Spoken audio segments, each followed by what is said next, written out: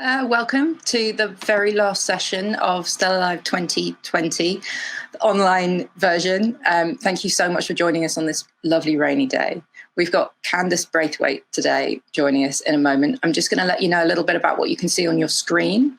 So on your right-hand side, you can see chat where you can tell us all about yourself, what you're thinking about what we're saying. You can send us questions. There's also a little button called polls. If you see that, later on we're going to be asking you guys what you think about a couple of things. And if that starts to get annoying, you can make it all disappear with a little button up there as well. And a couple of other things. There will be some offers, nice little shopping offers that will pop up on the screen. You can press a little X underneath them to make them disappear. This is going to be recorded.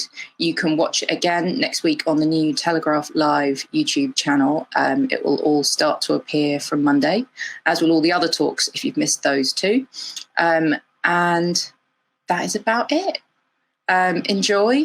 Everything we'll be talking about, if there's stories from the Telegraph that we talk about, if there's links that we think you should see, they'll start to appear as you can see them on the right-hand side. And here's Candice. Hi. Hi. Thank you so much for joining us today. No, thanks for having me. This is awesome. It's an absolute honour and an absolute pleasure. We have been so proud to see your book just fly over the last month. For those who haven't seen it, this is what it looks like. Oh, no. And it is a brilliant, brilliant read. And not only that, but it's a bestseller. Pretty impressive given that it's sold out. Yeah, so everyone's back in stock now, but I think we had a week and a half where every retailer was like, we just don't have it. And my publishers had to sign off on an emergency reprint just because the expectation from a debut author is low. You're new. Who knows you? Who's going to read your book? I was a little bit scared about having it published during this pandemic because who does that? I was okay, how do I even promote this thing? I can't go further than my back garden. And so I was very like, oh, should we push it back? And the publishers were like, no.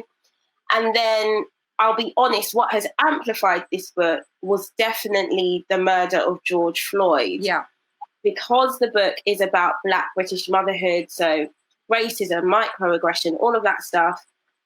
It's like been watching a newborn have to go to uni, because my book has been pulled in to the conversation or the lists of the books you should be reading. Yeah. Make yourself anti-racist. And so it's been a hell of a 3 weeks. And it's the first book about Black motherhood. Yeah. How can that be? I know. In the UK, it's the first ever book about Black British motherhood and or parenting by a Black author, and it's 2020. Yeah. Of course, I knew there was a market for it, but my intention was to write for my 16-year-old self. So I'm trying to speak to young Black women. I had a DM from a 46-year-old white man living in Kenya this morning who was like, I've just finished it. It's so good. It's taught me so much. And I was like, the complete opposite of who I was writing for. Yeah, but so great. I think that's what makes bestsellers. Yeah, and we are looking on the screen right now, our story that we did with you. I am proud to say we got the exclusive on your book. And look how beautiful you are, and your gorgeous home as well, which I'm really quite proud of. So I know that it was a battle to get the book published, so it must just be such a headspin that you're in right now to go from having to argue with people that there was a market for this to it selling out, publishing it under lockdown. How are you feeling right now? I'm feeling a little bit overwhelmed, all positively. This book was my 6th book proposal. So, my 6th proposal with my 3rd agent. So I've been on this treadmill for a really long time and I was exhausted. And this proposal for this book was written in 45 minutes, really angrily. I was just like, ah! And I sent it to my husband and my management team and I said, never talk to me about this again. I don't want to hear it. And then 2 weeks later, we had a deal.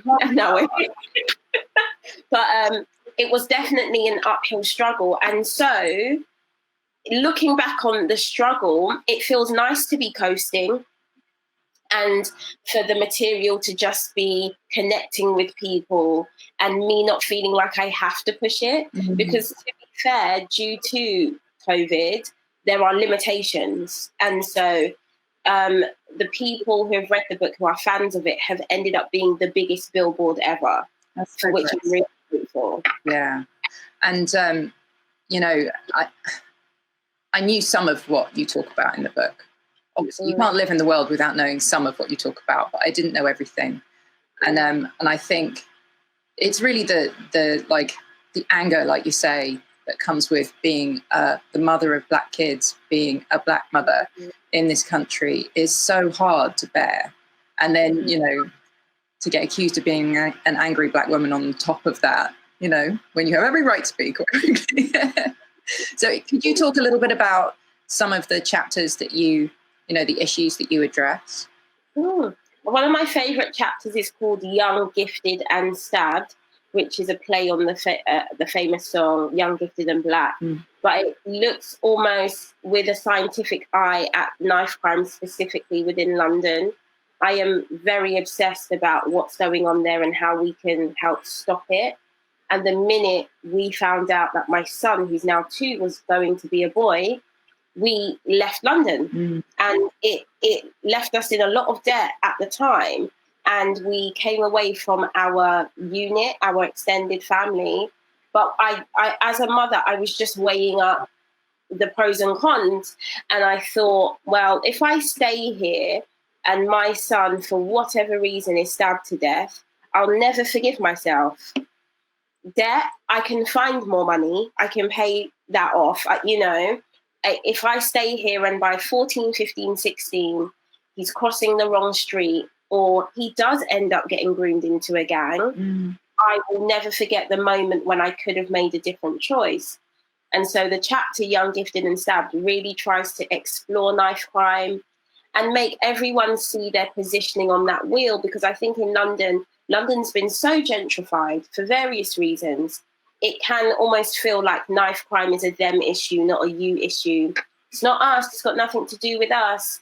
There is a wheel there and we all need to understand our place on it in order for that to stop. So it's my most favourite chapter for sure. Yeah. I also love the chapter where you talk about your granddad. It's clear you have such a lovely bond. Yeah, my granddad, I was raised by my granddad, by both my maternal grandparents, but it was my granddad who stayed at home to raise me, which in the late 80s, early 90s was just the most mind-blowing concept, because this was before flexible working and paternity leave. And he just used to get roasted by his mates like, oh, there's Georgie doing the ironing again.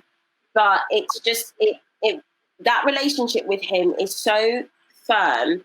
And I think being raised by him has really set pace for the kind of man I'm with now. Right. Because now Papa B, as I call him, my other half, does all the feminine duties. Does he? And yeah, so like he does the ironing and the cooking and of course I pitch in, but he's just naturally better at it. And so I'm for sure it's because I was raised by a man who had no problem with doing what would be classed as the mothering role, that I've ended up with the man I'm with now. Yeah, because one of the things that's happened during lockdown has been this reversion to crazy 1950s stereotypes.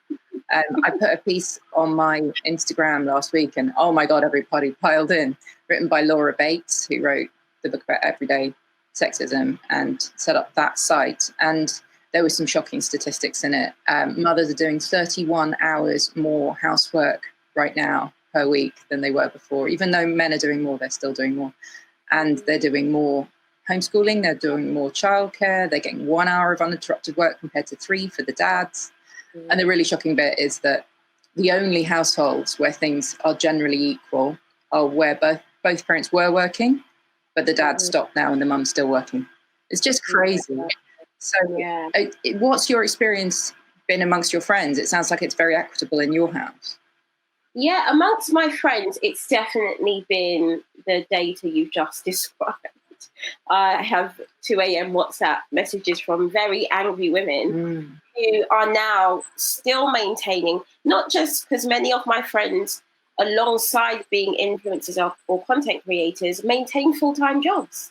So they're doing 2 jobs, and now they're picking up the cooking, the cleaning. Many of them have had babies during this pandemic, which just adds to their load. And I found it to really highlight where we still have issues as a society, where expectations need to change, where many men who regard themselves as society's version of masculine need to take a step back and understand that you need to like pitch in more and not see that as something that is going to take away from your manhood, but add to it. That's the dream. And so I try not to pitch in those conversations, because Papa B will tell anyone who listens, I'm the man in this scenario. And I perhaps need to wash up more or dust more. And so actually, I think maybe for the ladies, I'm taking one for the team by just being the dude who I am having to work more just because of the timing of this book. And so he's having to pick up more of the slack. But I know a lot of my friends are struggling. Yeah. And, you know, in all of this, so many of us are so fortunate that we can work from home. So important to remember that, but nonetheless. So one thing I've been thinking about as I've been watching your Insta Lives and your stories and, you know, all these amazing TV interviews you've been doing, you never seem to get interrupted by your kids. How have you managed that? Because our kid is always running in naked into meetings my husband's having. Do you know what? I don't know what it is. They're both really independent. And my 2-year-old's only 2, but I mean that in the sense of, and I'm not telling anyone what to do, but when we gave birth to him, he was in his own space from the first night he came home. And so we have found that has just made for a toddler who's like, oh yeah, just change my nappy and feed me and then be gone. And so he's not very like mummy, daddy. He's very able to keep his own company. And it's exactly the same. My daughter, who's 6, she's acting like she's 16. It's very like, yeah, mum, okay, yeah. Oh, do I have to eat that for lunch? And I'm having to like knock on her bedroom door because it's closed with a sign that says keep out every 3 hours, just to be like, are you okay? You know, This sounds like a dream. So actually, I think that's why no one ever sees them like rushing in or anything. Yeah. We've got a question that's just come up. I'm just going to put it up on the screen so that we can see, from Carol Ann, I apologize, who wants to know how to change things when they've gone awry. So she's got 4 boys, trying to get them to do chores, but they keep going back to type. What do you think is a good method? Do you have good examples in your extended family where somebody's managed to wrest back control? Do you know what? I think it's just about committing to you not picking up the slack, Carol. Like, if you know they're old enough, and this is the thing, you have to get to a point where you're willing to see maybe mold on the dishes just to make a point. And I think, especially as society describes women, we can never get to that point. We just get so annoyed we end up doing it ourselves. If you just let the boys get to that level of absolute grotesqueness where you're going to want to move into a hotel, then all of a sudden everyone's going to be like, right, the dishes have mold on them and now there's a mouse under these dirty clothes. I think I'm going to have to get myself together. And I think that's how I would do it. You do have to allow yourself to see things that naturally annoy you and not step in and let them understand how they need to take more responsibility. Yeah. I mean, I'm the mother of 1 child and he's a boy. And I remember my mum saying to me quite early on that my older brother was cooking breakfast when he was 4. And I was like, okay, let's do this. And I think a lot of people, you know, there is that thing, maternal gatekeeping. Have you heard that term? Yeah. Which is, I mean, we're all guilty of it. You know, we know best. So hand me the baby. No, come on, why do I have to explain this to you? You know, so there's a kind of between partners as well, I think there's a problem that women tend to kind of take that space for themselves. But yeah, so I was like, got him a little stool. We had the apron that my mum had been keeping for 40 years, this little tiny blue striped apron. It's so cute, little chef apron. And he makes scrambled eggs, you know, and he makes milk, and it's just properly adorable. Yeah. You know, not that everything is always lovely in our house, obviously. So the other thing that I obviously have to ask you about is how you managed to just stay looking so composed as well. I mean, what is your secret? Because, like, you know, if I'm doing a Zoom, let alone on live television, I'm like trying to get everything done at the same time. Do you know, how do I say, my other half will correctly always describe me as that swan on a lake or a duck who on the top, Grace, Grace, Grace. If you come to my house, do not open drawers, do not open cupboards, do not touch anything unless I tell you to, because my entire life is going to fall out on you. And the only thing I can control is how I appear and the clothes I have on. But I'm naturally terribly disorganized. I have no structure. Everyone tells me this. And so I never, even though it comes across that way, I don't want people to think, oh, she's so put together, she's got it all handled. My work life is a shambles at the best of times. But I'm learning to understand where I deliver. I can do this, I can talk, I can write. Don't ask me about data or VAT or my tax return, because then my eyes just glaze over and I'm like, yeah, I heard you and I really didn't. And so for me, it's about admitting where I'm weak and allowing people to step in, or learning, more to the point, learning to trust people and allowing them to help me with that whole work-life balance. Speaking of which, I saw on your Instagram last night that your husband might be helping out with that a little bit now. I want to say finally, but no, he did it the right way, but he's quit his job. He's quit his job to come and help me with my job. And we've decided to, I'm a sole trader. We're about to start a limited company and have a business together. And I've got to the point now where I've admitted I've gone as far as I can by myself. If I'm asked to do one more thing or think about one more thing, I have the kind of personality that will just set the house alight and run away and just be like, oh, there's nothing to deal with now because I've burnt it all to the ground and I don't want to get there. And it's taken a while, but I basically made him a promise 6 years ago when I quit my job to try this. And I said, I know we're going to be dependent on your income. And I promise when I feel like I can, I will shoulder the finance of the house so you can do what you dream about. And the days finally arrive. This isn't to say that, it's all going to be smooth sailing, but we know it's something that has to happen. Yeah.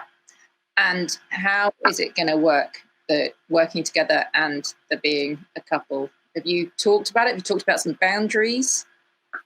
The boundary is apparently no work talk after 6. He's already messed that rule up yesterday. So at 11:30, at 11:30 last night, he was like, "Oh, don't forget you need to shoot blah blah blah." I was like, "Okay," but that's the rule. I think the good thing is we both really enjoy the work I do. Yeah. So there's that. I think what we are going to have to understand is that us being on a shoot location or brainstorming is not a date.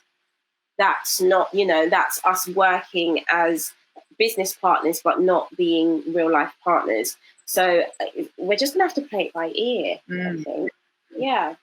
And so what is the kind of trajectory then? So you call it a content creator, other people call it an influencer. Do you not call it influencer? I don't, because I'm so petrified of being classed as a role model. I have a less than perfect life. I am absolutely terrified of cancel culture. And I think there is a massive discussion to be had there.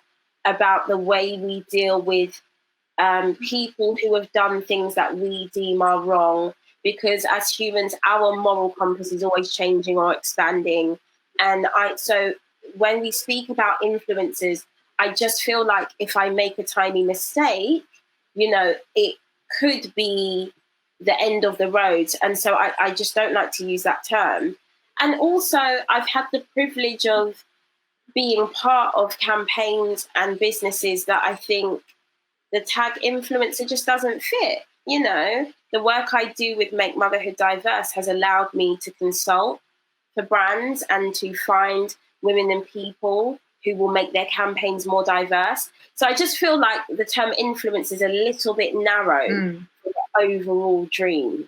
Can you talk to me about the idea of Make Motherhood Diverse? Because it is an interesting thing that, only a few years ago, perhaps mostly now as well, motherhood on those social media channels is very white. Yeah. It's very kind of wafty and pretty. And it tends to be quite thin and heterosexual and, two-parent and lots of those things. Was there a kind of an aha moment for you where you were like, this is annoying me now or upsetting me now? Yeah, there was a little bit of chatter around a then very popular mummy site where, and weirdly enough, a lot of parenting influencers were being taken to task. That's not good.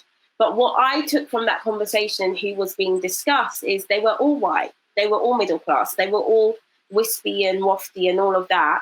And I remember just going on to stories and just being so infuriated. I was like, don't get me wrong, the fact anyone's being taken to task online is not cool, but can we not see how white this atmosphere is? When are we going to make motherhood diverse? It literally just fell out of my mouth. And at the time, I founded the space with two other women who have since gone on to do their own things. And we just used the page Humans of New York as our reference, where anyone could submit their image and their story, and our Instagram would be the space to amplify them. And it's just gone on to be a community of its own. I have learned that I was only ever looking for myself. Any campaign that popped up, black girl, okay, fine, you've done it.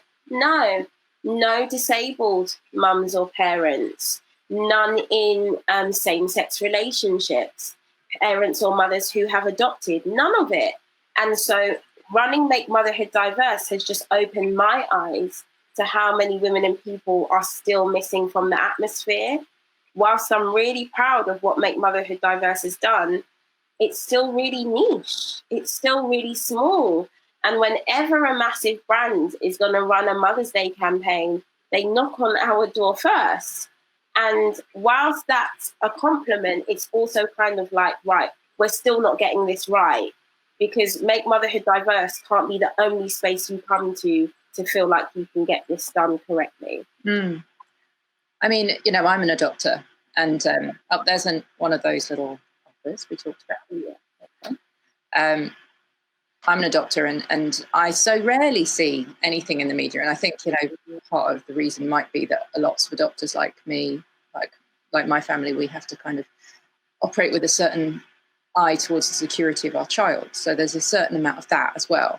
But yeah, it's so powerful when I do see something that addresses what I'm living with and going through, and you latch onto it.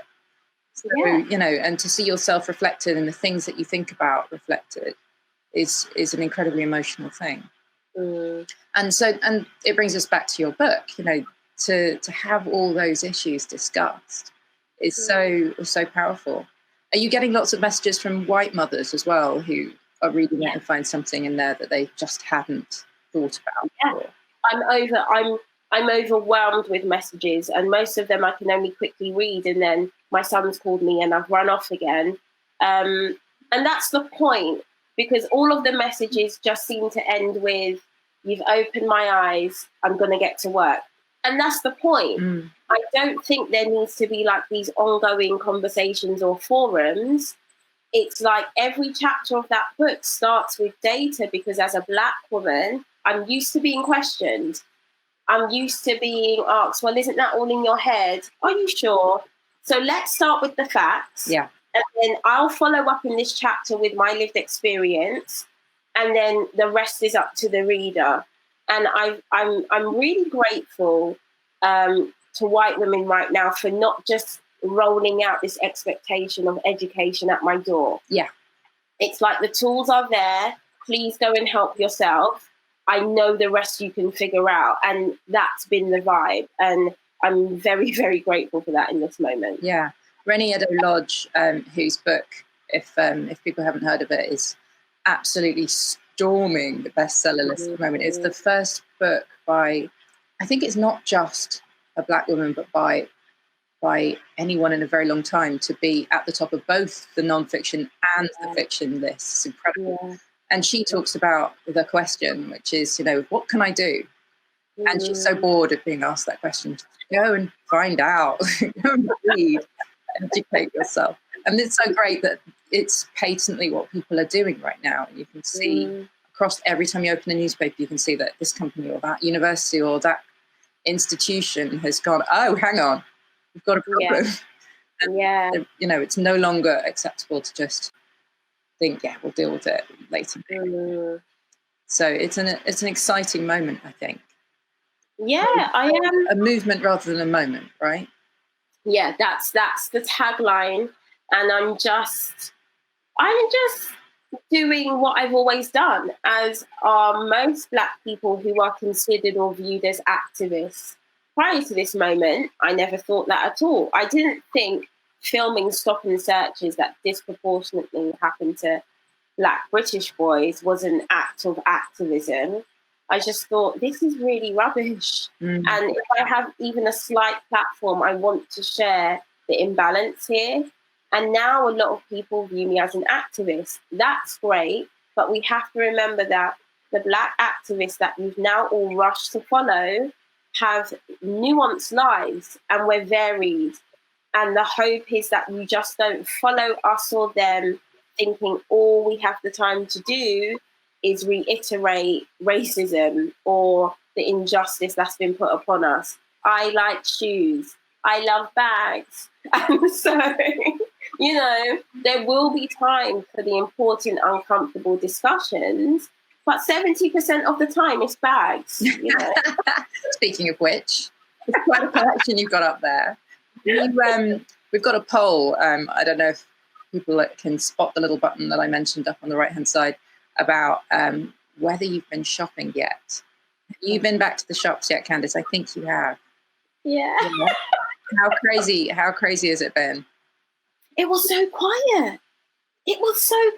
There were no queues. Where did you go? Oh, I live in Milton Keynes, so maybe that's why. No one lives here. The only funny thing about that day is 4 women did notice me. They were like, "Oh, you Candice." That's so exciting. That was really strange because I thought, oh, it's so quiet. But yet people still were telling me about their experience of reading the book and stuff. But I love online shopping for its convenience, but there's something about being in the shops, seeing the latest trends. It just fills me up. I know that sounds so heavy, but it does. The thing that I'm, and I obviously everyone has the eye to safety right now, but I went into Zara yesterday and I was like, yay, in real life shopping. And I was like, oh, the changing rooms are closed. So it's basically the same as online shopping right now, because you still got to take it home and try it on and then take it back to a shop. So yes, I think basically what have we got so far? 26% have not yet, have been shopping so far. 74 no. I've gone down to 71 in that moment. So, that's still quite a lot of people, I think, that are heading out. I mean, I felt very strange about shopping while lockdown was in full force. I felt quite uncomfortable about it in a strange way. Yeah. For a while I did. I felt guilty, if that makes sense. I felt really guilty because at that time, especially, the headlines were the deaths and the dying and the grim nature of this virus. And I just thought, number one, I don't really want to be a cog in this wheel of internet shopping, because I feel like it's unfair that I'm safe at home. Someone has to pack and deliver that order. Right. I just did not feel good about that. As time has gone on and things seem to have gotten a little better, I have now bought myself those treats that are making me look forward to the world opening up. Yeah. I'm like, okay, that is the shoe for this event that, fingers crossed, is going to happen in real life. But lockdown has really made me think about the situation of online shopping and just the precarious situation we could be putting someone in who is not afforded the luxury of working from home. Yeah. Although at the same time, of course, those businesses need to be making a profit. So it's a balance, isn't it? It's very hard, and you would hope that people are operating in as safe a way as possible and not pressurizing their employees to be there if it's not. But yeah, it's a so many new things to wrestle with in the last few weeks, aren't there? Have you found that getting dressed in the morning, getting dressed up is sort of important in a kind of emotional and a psychological way? Completely. I think I'm lucky in the fact that I've always worked from home, and to a degree, my job calls upon me being dressed and putting on makeup. So I still have that element. I would like to think that even if it didn't, my mental health heavily depends on this dress, this bedroom slipper, this lipstick, walk around the block. That I know I need that. I do not begrudge people for getting through this time any way they see fit, because it is a once in a lifetime situation. But for me, I just couldn't become that person who wore the same pair of tracksuit bottoms and no bra for this entire lockdown. Like, that was just not my vibe. Quite a lot of people, though, quite a lot of people I know have not put on a bra for quite some time. Not speaking personally, but I where we did a story in the magazine about halfway through by Lisa Armstrong, who's a wonderful fashion writer, about underwear, and my God, did it fly! I think there's two camps on that side. You know? Like, people are either like absolutely going for it right now, or not at all. No, whatever works. I mean, one of the things that, because I used to be freelance, and I had a very, very strict rule with myself, which was I would never sit down at my computer in the morning until I got dressed, you know, because I found it absolutely essential, you know, otherwise you get to lunchtime and you're in your pajamas and you haven't looked outside. And This is it. Yeah. So I think we've all learned a bit about ourselves in the last few weeks. Yeah. And there have been people who rightfully have seen it as time off. Maybe you don't want to do all of that and just relax, you know? And I have a great friend who's like a tarot reader. She's really good. And even though this lockdown came, she was like, you really need to take time off because you're going to get super busy. And I was just like, Leona, where am I going? And now looking at my life, I do laugh because I was like, whatever was in the cards was right. And I do wish maybe I had worn tracksuit bottoms more and not cared earlier in the lockdown, because now I feel like I have to be somewhat presentable every day. And that does feel like the world's open, and that too can be exhausting. Yeah. So if you're watching, do tell us what you've been wearing. I'm intrigued to know. I have not put on a pair of leggings for the whole time, mainly because I haven't done any exercise. But, you know, I know a lot of people love them. What have you've obviously spent an awful lot of time on video calls. Yeah. Not to mention all the time that you're doing creating useful images and videos. What have you learned about what works well on screen? For me, always colour. The pattern not too tight or small. I think when I've watched things back, I'm like, oh, that looks really busy. Okay, so this is a little bit off this topic, but not. I wore acrylic nails for 15 years. with my only breaks being when I had my children, because C-sections, you had to have your nails off and whatnot. Of course, the lockdowns come, my nail shop is shut, and I've had to like prize the acrylic off with all the stuff. And now I have what I believe are the most gorgeous natural nails. They're mine. I'm so shocked. So I would say that this lockdown has taught me that there is so much beauty-wise we can do ourselves. Yeah. When we're really like pushed up against the wall. I know I've seen some dodgy dye jobs and haircuts, but on the whole, it's been like having the time to learn to look after my nails and like use a gel machine that you can use at home has been. You gel yourself. Yeah. And so I'm really grateful for that time, because that wouldn't have happened. So I also think having my nails done has helped boost me, but definitely dresses. I'm a massive dress fan. That whole trouser and top and skirt combo, it just really spins me out. And I think if you're on Zoom a lot or on calls, it's just a nice wrap dress. Like, find what suits and fits and looks good, and you're good to go. Yeah. And colour. I wore my most colourful item in my wardrobe for you today. Thank you. I was like, there's no way I'm going to look pale. But yeah, I find nails to be weirdly important for like if my nails start to get ragged, I know that I'm not looking after myself. Yes. You know, and it's like something you see particularly if you're working at a laptop and you're like looking at your fingers all day long, you know. Yeah. It's such a psychological hit all the time. So yeah, I completely understand that. Yeah. We have a piece in the magazine tomorrow. 3 of our editors have on things that they've learned to do beauty-wise. One of them cut her own fringe. Oh my God. I know. Yeah, she practiced on her daughter first. Isn't that the best? Absolutely the best. And it went well, so she did it on herself. There you go. Yeah, I'm not quite going that far. So can you talk to me as well about, I mean, we talked about the sort of mental health aspect of like dressing up, or at least being sort of well-dressed, presentable. We had a chat a couple of weeks ago, and you described it as the Windrush effect, like why this is so important to the Black community. Yeah.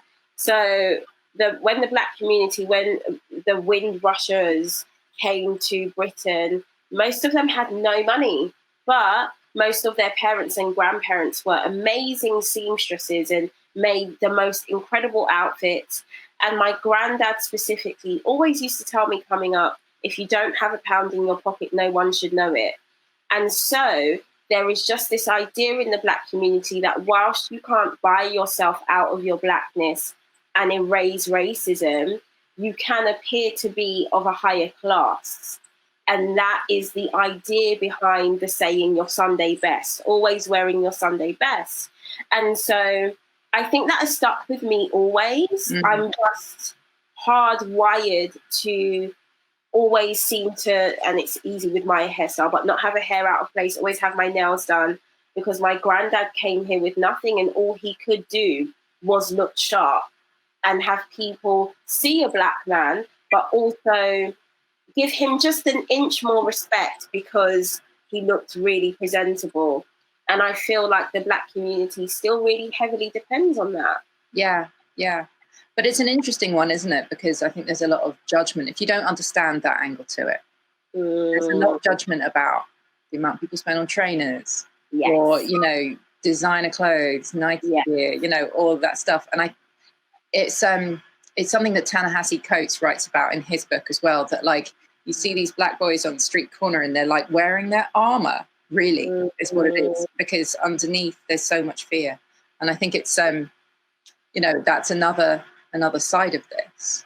Yeah, completely. And I think I know I touch on it in the book briefly. It's the younger generation of Black kids just trying to access a space of privilege and not being able to understand or know the idea of generational wealth, the quickest way to appear wealthy is to wear expensive clothes, whilst ironically leaving yourself broke. But that's how they see it. That's how they feel. I admit in my teen years, that's how I felt. I mean, there used to be this awesome shop, I think it was called Probito, the back of Bond Street, that sold like the most outrageous Moschino jeans, and you had to have jeans from there, if not you just, and you had to have Patrick Potts loafers, if not you weren't cool. Yeah. Like, you know, I was so young, didn't have that money, but buying those things made me feel like I was worth a lot more. And so I am very, very hard on people who do judge young Black boys specifically for the £200 trainers. Because what's so funny, let's take a Mark Zuckerberg, for example. These are $600 T-shirts. They just look like they're not because he wears them in just like this super cool way. But it's the same thing. It's just like from a completely different place. Yeah. And so I wish we were a lot kinder to the Black youth for their choices. Yeah. Yeah.